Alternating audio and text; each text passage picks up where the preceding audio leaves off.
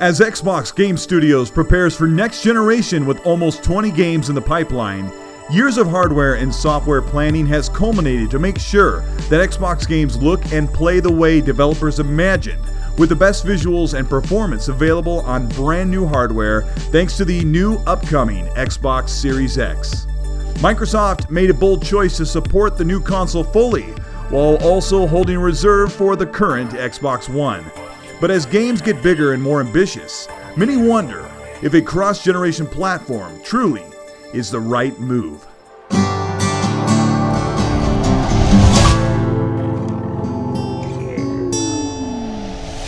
This is Colteastwood. Thank you for checking in. Today's video is going to cover 3 very important features for the Xbox Series X that will define how the first 2 years will pan out for the Xbox platform, and we're going to address the concerns that come with it. If you like this kind of content, support the channel with almost 100,000 subscribers by liking and subscribing, and set your player to the full 2160p, 60 FPS, and let's see what this new cross-gen with Xbox will do. The Xbox Series X is based on 3 pillars of compatibility, which defines and changes how traditional consoles have been supported for decades. The Xbox Series X foundation is based on smart delivery, backward compatibility, and cross-generation. All of this is rooted in software-based tools and features that will make the transition or even the ability to play older new games with your game library.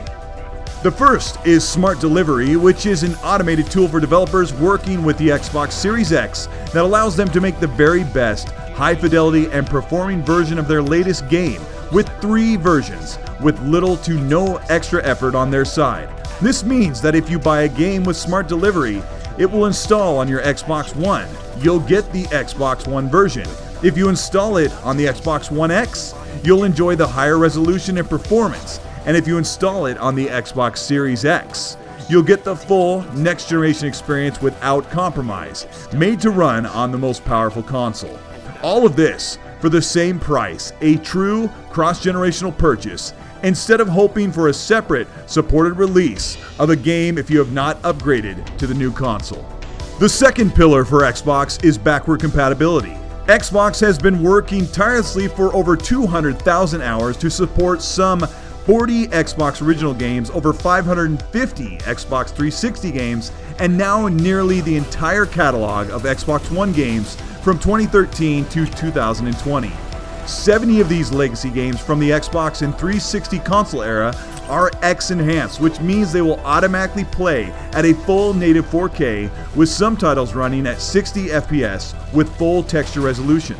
The best part of the back-compat software-based emulation is that the Xbox One era titles will see the full benefit of the Xbox Series X hardware, as some of the most recent blockbuster AAA games have been using every bit of the Xbox One X hardware from 2017.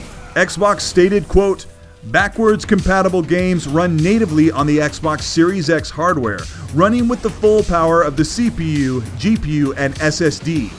No boost mode, no downclocking. The full power of the Xbox Series X for each and every backward compatible game. This means that all titles run at the peak performance they were originally designed for, many times even higher performance than the games saw on their original launch platform, resulting in higher and more steady frame rates and rendering at their maximum resolution and visual quality. Backwards compatible titles also see significant reductions in in-game load times from the massive leap in performance from our custom NVMe SSD, which powers the Xbox Velocity architecture. All of the incredible games from Xbox One and earlier play best on Xbox Series X.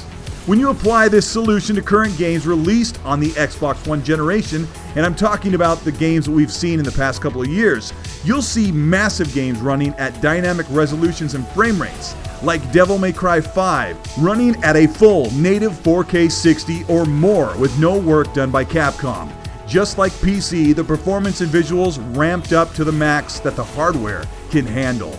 Another big game that will see even more improvement will be 2020's Doom Eternal, running from a dynamic sub-4K to a full native resolution under the heaviest load to 4K 60 on the Xbox Series X, thanks to hardware and software-powered back compat. 2019's Jedi Fallen Order will run at a full 4K 60 when it is used to run in the 40 FPS range under pressure of the vibrant world with the older Xbox One X hardware. Load times to and inside the game with over 40 times reduction in loading times and waiting for fast travel. The Xbox One generation saw some of the most amazing groundbreaking titles, and you may find yourself revisiting these games with a 60 FPS improvement, higher quality visuals, and now with some games locked at 30 FPS on the Xbox One, getting an improvement within the software emulation to run at 60 FPS for the first time ever on console. Imagine Red Dead Redemption 2 running at 60 FPS because of Xbox backward compatibility. And that's not all. Now there is an automatic upgrade to dynamic HDR color and lighting in the system level to make your games feel more current than ever before.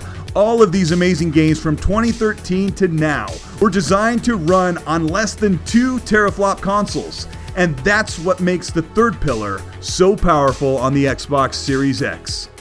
The third pillar of the Xbox Series X is a cross-generation approach with Xbox first-party games. Right now, Xbox Game Studios is completing the games that were released on the Xbox Series X in the first 1 to 2 years. Xbox is supporting the 50 million Xbox One owners and the millions that will upgrade to the Xbox Series X in the first part of the generation. Xbox's Aaron Greenberg stated, "Xbox believes in generations. Generations of games that play on the latest hardware, taking advantage of next-gen innovation, offering more choice, value, and variety than any console launch ever. All our studio titles launch into Game Pass, and you'll get those next-generation game upgrades for free." The upcoming Halo Infinite, that has been in development for over 4 years, has always been planned to be a cross-generation game to run on Xbox One and the Series X consoles. Halo Infinite promises to be bigger and more ambitious than ever before and will fully utilize the power of the Xbox Series X in scope and fidelity. Rumors of the Xbox One running the new Halo game at 720p 30 frames means that Xbox can promise support and compatibility, but not parity, as the very best version of new first-party games will be running on the PC and Xbox Series X. That means that features like ray tracing, advanced physics, and higher fidelity will still be exclusive to the Xbox Series X console. Even with cross-generation support, the Xbox One version will be limited to what the hardware can handle. But a major concern among those looking to upgrade to a new $500 console is asking if the new Xbox exclusives will be held back by the Xbox One hardware that they have to support in 2020 and 2021. Right now, the only thing that cannot be scaled across super powerful PCs and low-end consoles like the base Xbox One is game design. If a developer has decided to build a function or game-based feature that relies only on a solid-state drive, this is a very rare instance like the Unreal Engine 5 demo, which will likely see games developed under these new advanced features beyond 2021. Unreal Engine 5 can be upgraded, and it is likely that some developers were told ahead of time that the new consoles would be SSD supported and made design decisions based on new hardware in late 2018. But this also means that any groundbreaking SSD required AAA games from PlayStation or Xbox are coming outside of the window of the Xbox One support Microsoft has promised. A massive game like Hellblade: Senua's Saga is likely releasing only on Xbox Series X and has already shown signs of seamless level of detail transitions, only available on hardware far beyond what can scale down on an Xbox One. In simple terms, Xbox's biggest games are releasing only on the Xbox Series X, and the smaller titles will be cross-generation over the next year or two.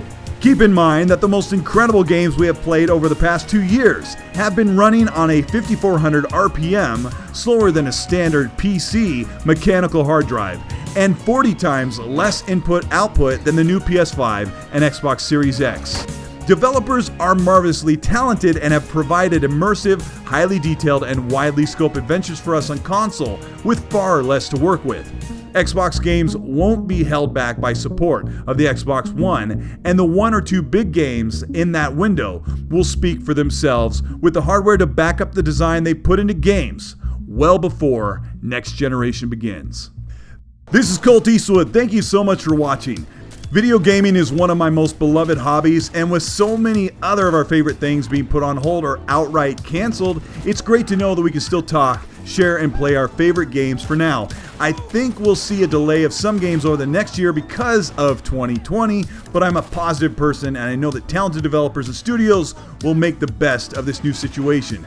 If you enjoyed this video, please let me know by liking the video, and if you like the channel, join the near 100,000 subscribers by hitting subscribe. And for those that really like the content, consider joining the channel or Patreon for early access to videos and monthly giveaways. Add me on Xbox Live and Twitter at Colteastwood if you want to talk gaming. A lot of really cool stuff coming for PlayStation and Xbox over the next few weeks, so stay close here as I put out weekly content. Be safe, be respectful, and as always, please be nice.